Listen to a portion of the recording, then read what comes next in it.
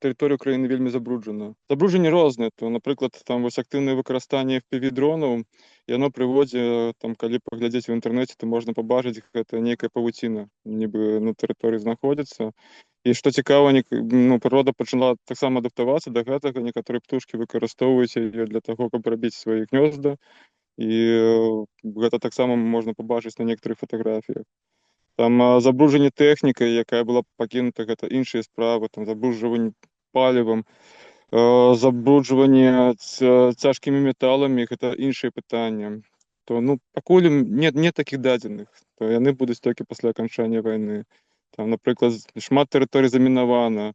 Фартыфікацыя гэта таксама пластыкавае забруджванне, гэта забруджванне там рознымі сродкамі, якія выкарыстоўваюць салдаты пастаянна. То есть там можна толькі прадставіць, колькі там пластыку выкарыстоўваецца кожны дзень, там бутэлькі і так далее. Гэта таксама вялікае забруджванне. То пакуль я не магу нічога такога сказаць канкрэтнага.